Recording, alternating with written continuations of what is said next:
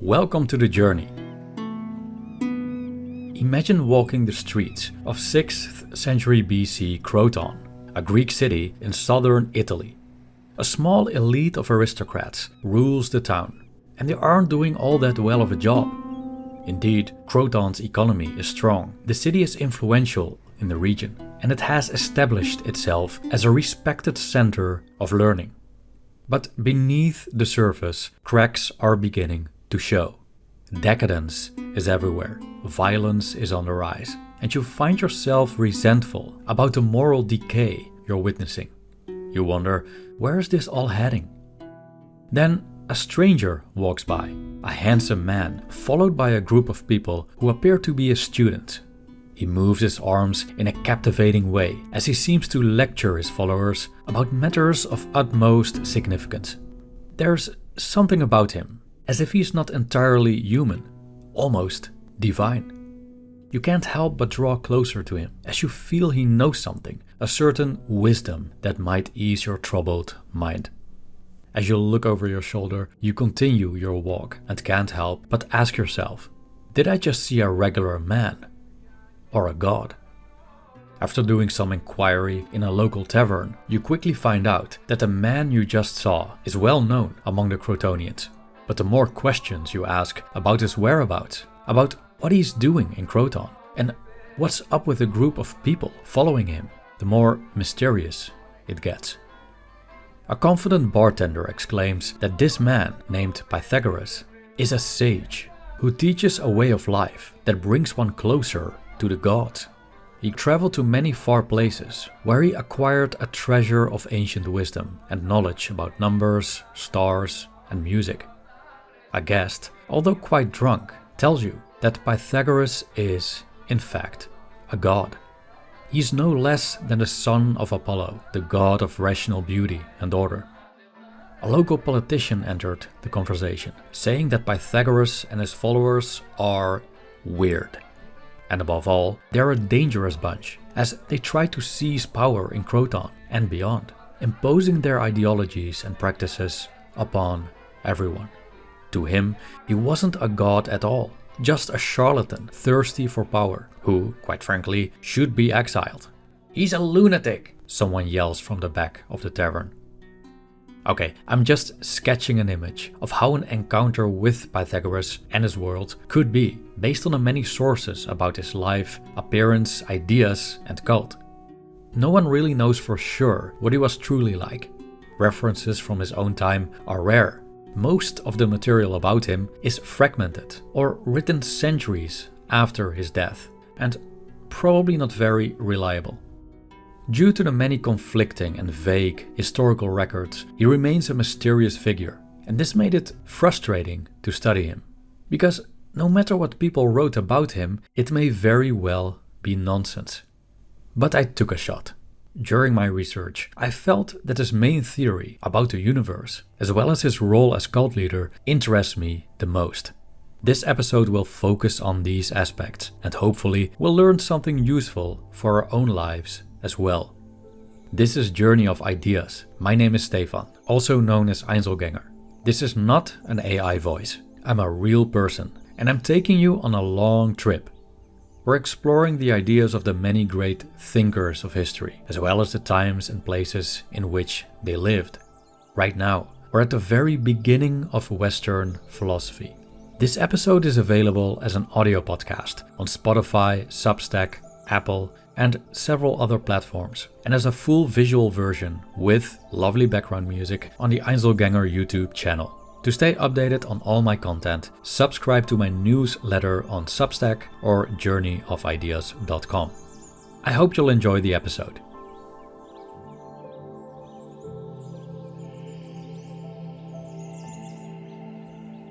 We have just left Miletus, where we spent some time learning more about the very first Western philosophers, Thales, Anaximander, and Anaximenes.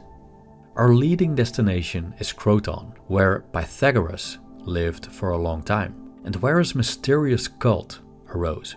However, I feel it's necessary to learn a bit more about his youth and travels, as they shaped the philosopher and cult leader he became later in life.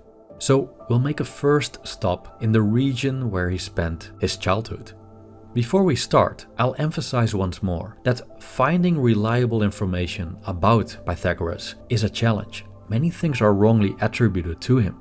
Take, for example, the very thing most people know Pythagoras from, the Pythagorean theorem, which most of us have learned in math class. You know, the right-angled triangle a squared plus b squared is c squared. It shows that you can figure out the longest side of such a triangle by squaring the two shorter sides, adding them together, and then taking the square root. I've always assumed that the reason we call it the Pythagorean theorem is that it was invented by the guy after whom it is named, Pythagoras. But while reading about him, I learned that Pythagoras most likely did not invent it.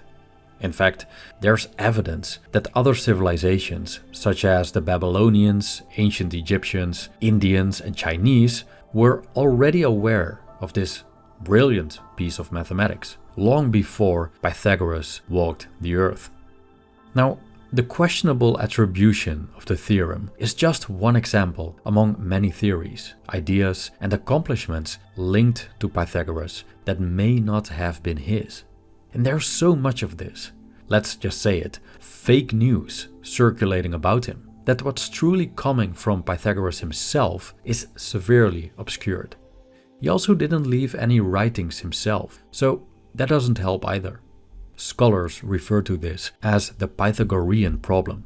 I'll save the explanation of how and why this problem arose for later in the episode. It's pretty interesting in my opinion. Now, the Pythagorean problem doesn't necessarily mean that everything we hear about him is false. Some sources may be reliable, but almost all are questionable. Some scholars even doubt he existed at all. So here's my approach.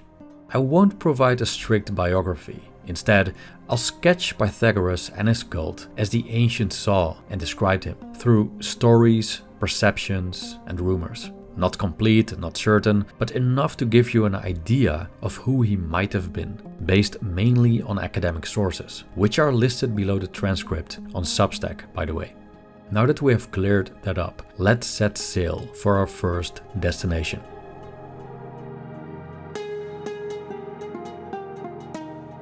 Whenever I hear the name Samos, I think about this sweet cold white wine of the same name they serve in a Greek restaurant in my hometown, where I used to drink it as a dessert after eating a giant plate of Greek dishes such as souvlaki, suzuki, gyros, always with a big dollop of tzatziki.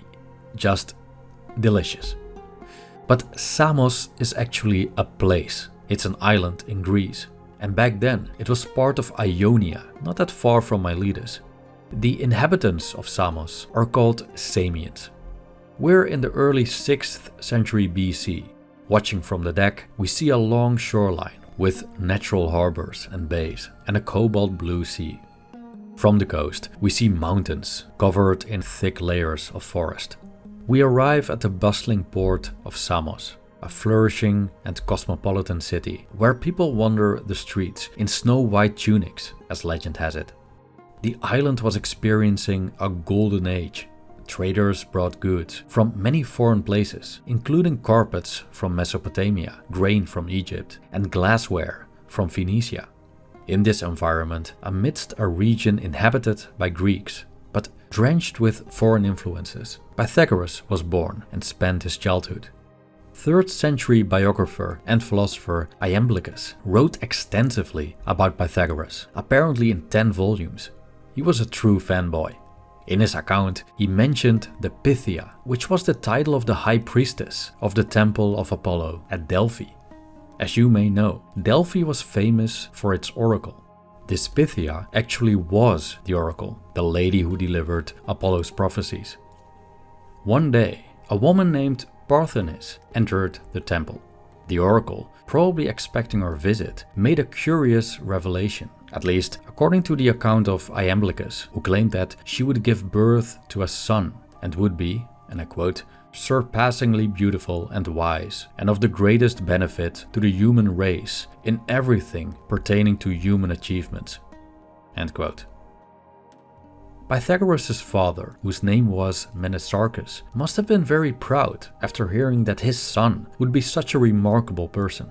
So, to honor the oracle and Apollo, he named his son Pythagoras, which means something like predicted by the Pythia, or who speaks the truth like the Pythia. Pythagoras' parents were wealthy. His father was a merchant seaman who brought home goods from faraway places.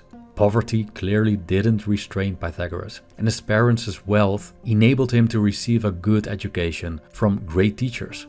Ionia, as a cosmopolitan environment, provided him with numerous cultural stimuli and a wide range of knowledge. Pythagoras grew into a brilliant, good-looking man. Iamblichus, the fanboy he was, described him as the most beautiful and godlike of all those that have been celebrated in the annals of history. End quote. Apparently at some point, Pythagoras caught the travel bug. Most agree that he went to Egypt, where he spent years undergoing extensive education and even managed to integrate into the local culture and customs, something considered very rare for a foreigner. And some claim that the pharaoh himself even taught him. Other stories tell that he went to Phoenicia and Syria, visited the Arabs, was a prisoner of war in Babylon, and that he studied under sages in India, met with Zarathustra, associated with Persian magicians, and interacted with the Jews. During his travels, he likely gained a wealth of knowledge in mathematics, astronomy, and even music, and was exposed to exotic religions. He presumably roamed around in Greece too. He was likely familiar with Thales, the first Western philosopher, and may have studied with Anaximander in Miletus. Pythagoras, curious as he was, spent a significant part of his life in all kinds of places, with all sorts of teachers, and brought what he learned back to Greece. After a long absence, he returned to Samos. Even though not many people recognized him, he was welcomed with open arms. According to Iamblichus, and I quote, "He was not less admired than before, for he appeared to them to be more beautiful and wise, and to possess a divine gracefulness in a more eminent degree." End quote. A man named Porphyry was another major biographer of Pythagoras, an admirer, but not as much of a fanboy as Iamblichus. He wrote that Pythagoras opened a school in his home country, the semicircles, where Samians could meet and talk about matters of interest. Unfortunately, things were changing for the worse in Samos. Although an aristocratic elite had ruled the island during Pythagoras' youth, a man named Polycrates took power and established a tyranny. Samos continued to flourish, but it did so with violence and harsh crackdowns against the opposition. That's how tyrannies work, apparently. When Pythagoras was around 40 years of age, the tyranny became so violent and unbearable that he decided to leave. He journeyed to Italy, a land where his teachings found fertile ground and where his cult would take root.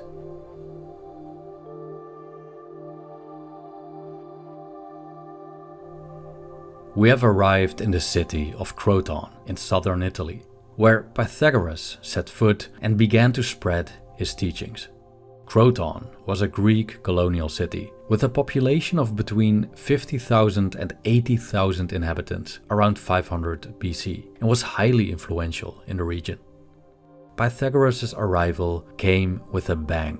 The Crotonians welcomed the stranger, whose presence, as described by Porphyry, was that of a free man, tall and graceful in both speech and gesture.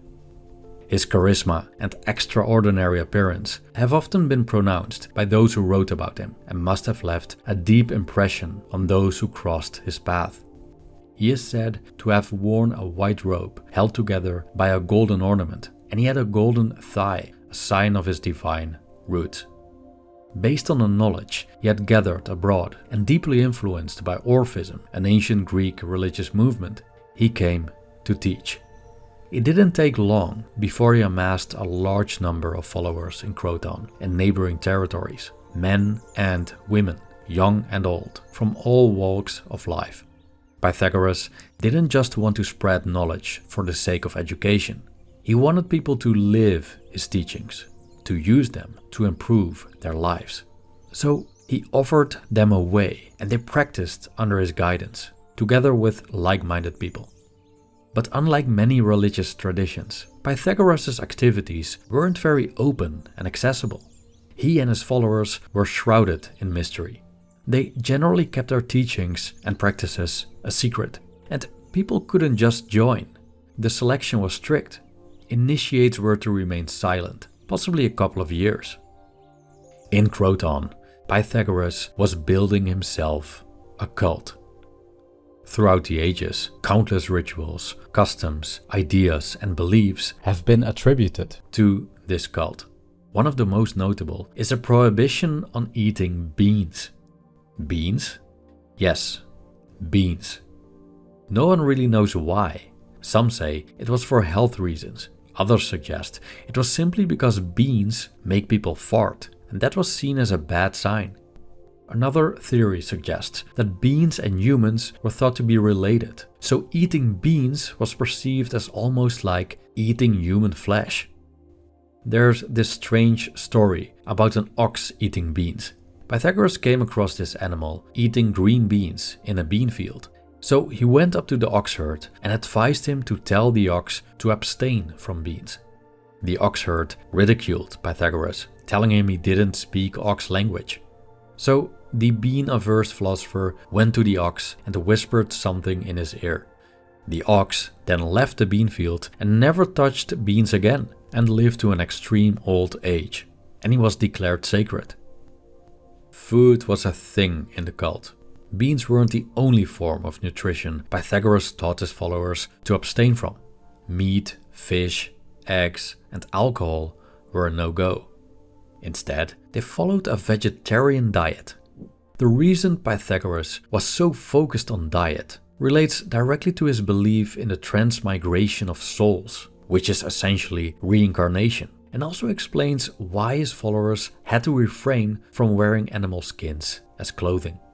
Pythagoras thought that after a body dies, the soul lives on, and the soul could go from human to human, but also from human to animal, and vice versa. One day, he saw someone beating a puppy. He intervened and said, "Stop, don't hit it. It's the soul of a friend of mine. I knew it when I heard it cry." And that's why eating meat was not allowed. After all, you never knew if you were eating your grandma for dinner. And Pythagoras even claimed to remember some of his own past lives. He claimed to have lived as Aethalides, son of the god Hermes, as well as Euphorbus, a hero of the Trojan War, and as Pyrrhus, a fisherman. Within the cult, personal possessions were also not allowed. Everything was shared, which surely stood in sharp contrast to the lives of many Greeks, including Pythagoras' own parents, who often accumulated a lot of wealth. And the wealthy usually ate a lot of meat, by the way. So the cult was a counter-movement. They sought to better lives, different from the norm, going against the grain. They opposed the decadence and moral decline around them, choosing instead moderation and simplicity. They wanted to purify themselves. They sought harmony with the cosmos and aimed for a good rebirth. To achieve this, they engaged in rituals and practices and sacrificed at shrines. Some claim they meditated, used mantras, and performed exercises resembling dervish turning, a practice still done today by Islamic Sufi mystics. Others speculate they took psychedelics to release parts of the brain. Oh, and they had strict rules to live by, some of which were pretty strange. Here are some examples. It is forbidden to cut one's hair or nails during a festival. When blood is involuntarily shed in the shrine, it must be cleaned up with gold or with seawater. When it thunders, touch the earth. One should enter shrines on the right side and leave them on the left.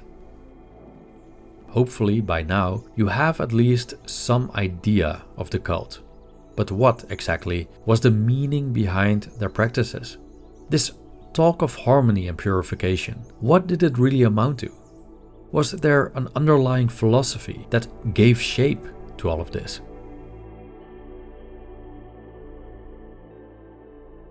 what characterized the bean-avoiding followers of Pythagoras and set them apart from other religious groups was their fascination with numbers. Hence, some people refer to it as a math cult. Just as his predecessors, Pythagoras was interested in the arche, the first principle of the universe. He wanted to find out what's behind the universe, how it exactly works, and thus we could assume he wasn't quite satisfied with previous explanations. We can only imagine how he must have walked around in faraway places such as Egypt or Babylon, or perhaps closer to home like Samos or Croton, and suddenly came to a profound insight. Everything in existence had some form of mathematical pattern behind it. Take music for example. One day, he must have been listening to someone playing a lyre, or even tinkering with the instrument himself. However it happened, he discovered that the length of a lyre string determines the tone it produces.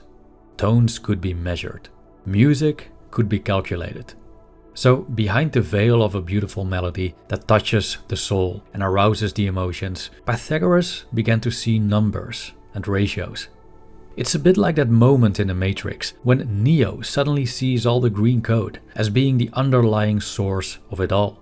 And when I think of it, it's not even that different from what Pythagoras believed.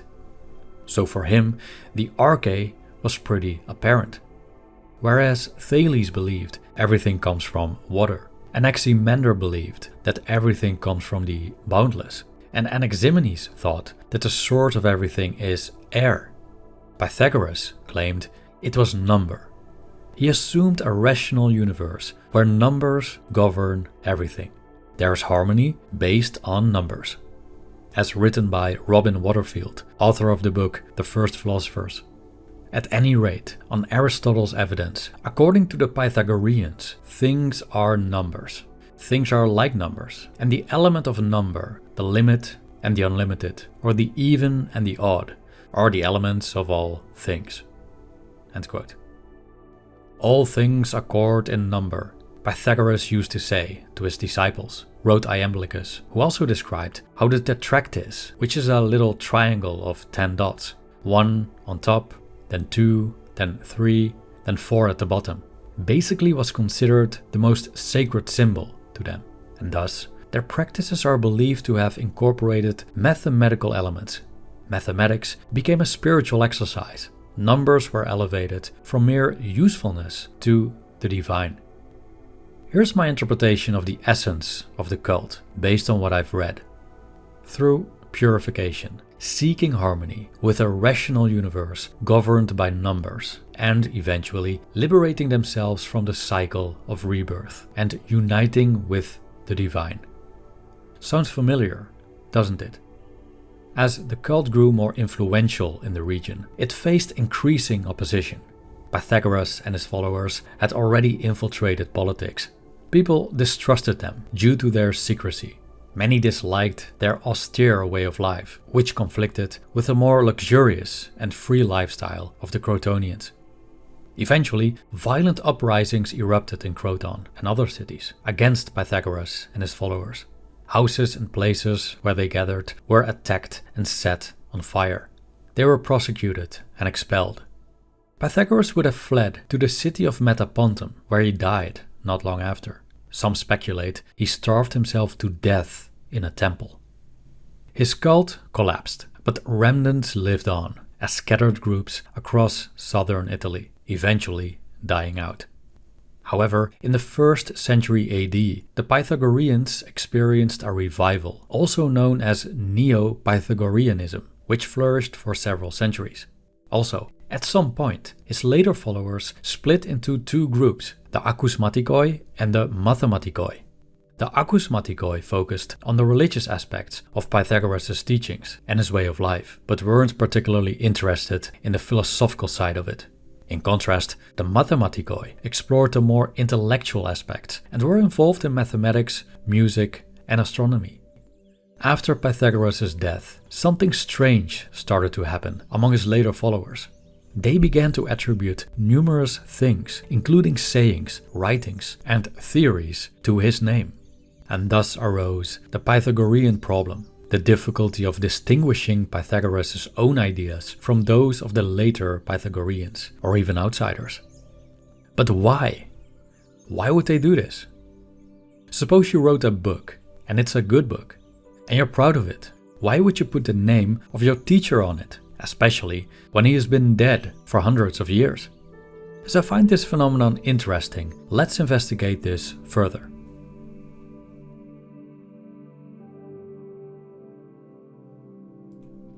I've always been fascinated by cults, and how these cult leaders build such large followings of obedient sheep who just accept everything they say as gospel. Unfortunately, cults still exist. Despite all our progress as a species and the unprecedented knowledge we now have, people still fall for messiah-like figures claiming to possess some hidden truth, and who, more often than not, are simply after power and narcissistic supply. When it comes to Pythagoras, the label cult leader wasn't exaggerated. Based on how he is described, he truly had the characteristics of one. Just like, let's say, Charles Manson, he was very charismatic and a compelling speaker, whose presence could just suck people into his circle of influence. Of course, Pythagoras wasn't leading people into murder, as far as we know, but they surely had things in common in terms of approach. Like Manson, he created a closed community centered on himself, separated from the rest of society, with strict rules. They likely operated like a shared household in which they emotionally bonded with each other. Absolute obedience was expected, and leaving the cult came with unfortunate consequences. Pythagoras is said to have punished apostates and those who broke the rule of secrecy or proved to be unworthy as members. And this happened through a ritual of separation, which involved erecting a gravestone for them. Yes, they were treated as if they were dead, which, in my opinion, isn't a very nice way to say goodbye. There was another thing Manson and Pythagoras had in common, which was much more pronounced in the latter: a godly status. Charles Manson was regarded by his followers as a messiah, although self-appointed. A ridiculous claim in the eyes of outsiders. But Pythagoras actually had some receipts. Well, sort of. Receipts as in, his coming was predicted by the Oracle of Delphi, and he also performed miracles. It is said that he ended epidemics, stopped hailstorms, and calmed the waves. He even overcame an attack by a poisonous snake, allegedly by biting it back, which sounds to me like a pretty Chuck Norris thing to do. Pythagoras wasn't just a man. He was seen, at least in part, as a divine figure. His ardent admirer, Iamblichus, also confirmed his godlike status, surprise surprise, claiming that his soul was sent to Earth by Apollo to guide and benefit humanity. Some even thought he was Apollo's very own son. No wonder he could perform miracles. If this sounds eerily familiar, by the way, you're not alone. Now, why is this important? And what does his godly status have to do with people falsely attributing all kinds of stuff to him? A plausible theory is that the name Pythagoras stood for credibility. He's a massive name in the business, widely known. Back then, he was seen as something of a prophet. So, attributing a piece of work, let's say a book or a theory, to Pythagoras suddenly made it much more credible.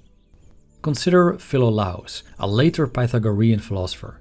He recorded ideas in the spirit of Pythagoras, and may even have attributed some of his own to the master. Later followers continued to speak and write in his name, expanding the Pythagorean teachings and philosophy, but in a manner that's somewhat misleading. So think of Pythagoras as a brand name, like Nike. Nike doesn't manufacture most of its shoes. Instead, it outsources production to independent factories. So take a decent shoe made by a factory that usually wouldn't sell well. Put Nike on it and see what happens. It will sell like hotcakes. Now take, for example, the Golden Verses of Pythagoras. It was a hit, very popular among Neoplatonic philosophers, although in all likelihood not coming from the man himself. Yet, if they called it the golden verses of later followers of Pythagoras, or the golden verses of Philolaus, it wouldn't be much of a draw. Nevertheless, Pythagoras left a considerable mark on history. He tried to explain the world rationally, based on his revolutionary theory about the arche, which alone deserves him a place among the ranks of the pre-Socratic philosophers. But he went beyond. He blended his philosophy with religion and mysticism, introducing philosophy as a way of life. I don't have to explain that countless philosophers followed in his footsteps. The Cynics, Epicureans, and Stoics, although they were very different, also went beyond cosmology and understanding the workings of the universe, creating systems to improve our lives and make them happier. And just like the Pythagoreans, they banded together in groups and factions that actually practiced philosophy. Regarding his cult, I think there's something beautiful in what Pythagoras wanted to achieve. He sought to improve the world by offering people a different way of life, one that challenged the status quo of indulgence, luxury, and moral decay. However, I suppose the road to hell is paved with good intentions. I'm sure most people want to live happier, better lives, and make the world a better place, if possible. But when you begin imposing these good intentions on people and try to force them into your view of what a better world actually entails, through politics for example, you'll be met with resistance at some point. Something Pythagoras experienced firsthand when he and his followers got prosecuted and expelled. And here's where I want to conclude our trip to Samos and Croton. I hope you have enjoyed this journey so far. We're going to board the ship again and travel back to Ionia, where we'll witness the emergence of another pre-Socratic philosopher who made a pretty bold move against the establishment. I hope to see you then. Thank you for listening.